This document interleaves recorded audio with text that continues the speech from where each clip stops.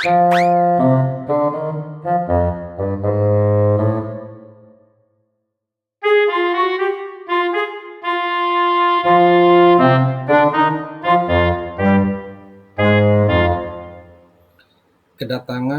bangsa Eropa ke Nusantara. Pada akhir abad ke-15, bangsa-bangsa dari Eropa mulai berdatangan ke Nusantara. Adapun bangsa-bangsa tersebut diantaranya, yang pertama ada bangsa Portugis, yang kedua ada bangsa Spanyol, yang ketiga ada bangsa Belanda, dan yang keempat ada bangsa Inggris. Latar belakang. Adapun yang menjadi latar belakang bangsa-bangsa Eropa mendatangi Nusantara, di antaranya yaitu: pertama, ada motivasi ekonomi. Motivasi ekonomi ini merupakan salah satu pendorong utama di balik penjelajahan samudra bangsa Eropa pada akhir abad ke-15 dan awal abad ke-16. Permintaan akan rempah-rempah seperti cengkeh, terusnya pala, dan juga lada. Perlu diketahui, rempah-rempah ini tidak hanya digunakan sebagai bumbu masak, akan tetapi juga bisa digunakan sebagai obat, pengawet makanan, bahkan bisa dijadikan sebagai simbol status sosial. Kenapa seperti itu? Karena pada waktu itu rempah-rempah itu merupakan komoditas dagang yang sangat mahal yang ada di Eropa. Terus yang kedua adalah latar belakang yang kedua adalah kemajuan teknologi. Di antaranya yang pertama, inovasi di dalam pembuatan kapal. Yang kedua, ditemukannya kompas. Kompas merupakan alat navigasi penting yang berperan besar dalam penjelajahan samudra bangsa Eropa pada abad ke-15 dan 16. Kompas bekerja dengan memanfaatkan medan magnet bumi untuk menunjukkan arah utara. Alat ini memberikan panduan yang akurat bagi para pelaut, terutama saat mereka berlayar jauh dari daratan. Sehingga dengan ditemukannya kompas, mendorong bangsa-bangsa Eropa untuk melakukan penjajahan atau penjelajahan samudra. Yang ketiga, ditemukannya peta. Latar belakang yang ketiga yaitu jatuhnya kota dagang Konstantinopel ke tangan Turki Utsmani atau Turki Ottoman, di mana ketika Konstantinopel itu jatuh ke tangan Turki Utsmani, mereka menutup jalur perdagangan dengan Eropa. Hal ini yang menyebabkan bangsa-bangsa yang ada di Eropa kalang kabut untuk mencari rempah-rempah. Tujuan bangsa-bangsa Eropa datang ke Nusantara. Adapun tujuannya diantaranya sebagai berikut. Yang pertama, mencari jalur baru untuk memotong jalur perdagangan rempah-rempah yang sebelumnya dikuasai oleh bangsa Arab dan Ottoman. Hal ini yang menyebabkan bangsa Eropa berusaha untuk mencari jalur baru untuk menemukan rempah-rempah. Tujuan yang kedua yaitu gold atau kekayaan. Mencari kekayaan alam terutama rempah-rempah yang bernilai tinggi di pasar Eropa. Tujuan yang ketiga yaitu glory atau kejayaan, meningkatkan kekuasaan dan kejayaan negara-negara Eropa. Dan yang keempat yaitu gospel, menyebarkan agama.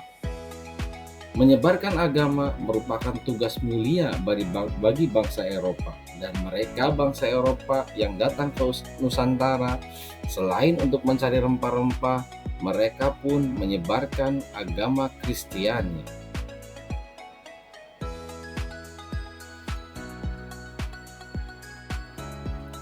Tokoh penjelajahan samudra. Adapun tokoh-tokoh penjelajahan samudra di antaranya yang pertama ada Bartholomeus Dias.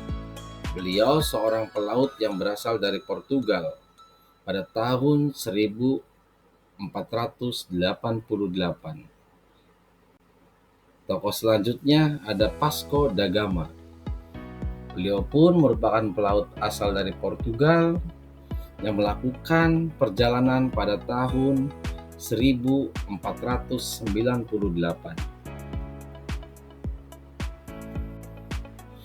Selanjutnya ada Christopher Columbus, merupakan pelaut yang berasal dari negara Spanyol.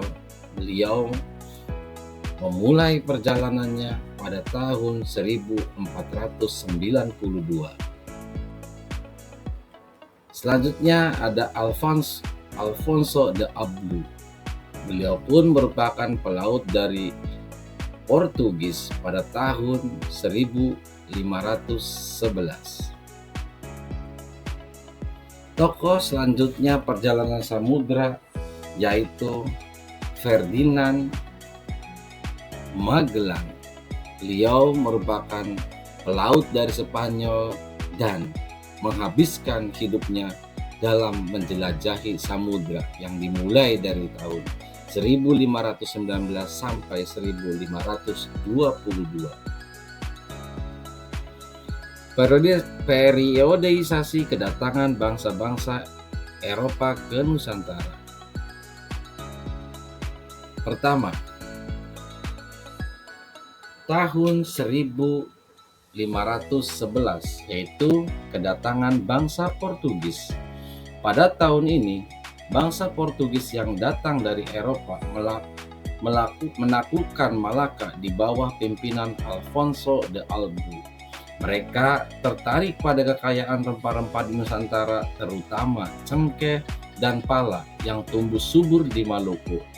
Portugis datang dengan mimpi besar untuk menguasai perdagangan dan memperluas kekuasaan mereka. Disinilah awal interaksi mereka dengan masyarakat Nusantara membuka babak baru dalam sejarah kita.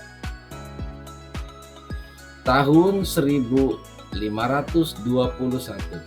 kedatangan Spanyol. Pada saat yang sama, Ferdinand Magellan dari Spanyol memulai perjalanan yang penuh tantangan. Meskipun Magellan meninggal di Filipina, ekspedisinya berhasil sampai ke Maluku. Bangsa Spanyol datang dengan harapan yang serupa, ingin mendapatkan bagian dari kekayaan rempah-rempah. Namun kedatangan mereka menyebabkan persaingan dengan Portugis di Maluku. Kita bisa membayangkan betapa kompleksnya interaksi antara kedua bangsa asing ini dan penduduk lokal di Maluku pada saat itu. Tahun 1529, di sini ada perjanjian Saragossa. Persaingan antara Spanyol dan Portugis akhirnya mencapai kesepakatan. Melalui perjanjian Saragossa, mereka sepakat untuk membagi wilayah kekuasaan Spanyol akhirnya fokus ke Filipina, sementara Portugis tetap di Maluku. Ini menunjukkan bagaimana kekuatan asing menentukan nasib wilayah-wilayah di Asia, termasuk Nusantara. Tahun 1596, kedatangan Belanda Cornelis de Houtman tiba di Banten pada tahun 1596, membawa Belanda untuk pertama kalinya ke Nusantara. Mereka bukan hanya pedagang, tetapi juga bangsa yang kelak akan mempengaruhi Nusantara selama berabad-abad. Belanda tidak hanya ingin berdagang, tetapi juga membangun kekuasaan politik yang lebih luas di wilayah ini. Pada tahun 1602, pembentukan VOC demi memonopoli perdagangan rempah-rempah, Belanda membentuk VOC. Pada tahun 1602, dengan organisasi ini, Belanda tidak hanya berdagang, tetapi juga menguasai wilayah-wilayah penting di Nusantara. VOC menjadi salah satu kekuatan terbesar yang merubah cara hidup masyarakat Nusantara saat itu, dan pengaruhnya terasa hingga kini. Tahun 1811, kedatangan Inggris. Saat terjadi Perang Napoleon, Inggris berhasil merebut sementara wilayah kekuasaan Belanda di Nusantara. Meski hanya sementara, kehadiran Inggris menambah warna dalam perjalanan sejarah kita. Mereka akhirnya mengembalikan kekuasaan kepada Belanda pada tahun 1816, tetapi meninggalkan jejak yang tak terlupakan.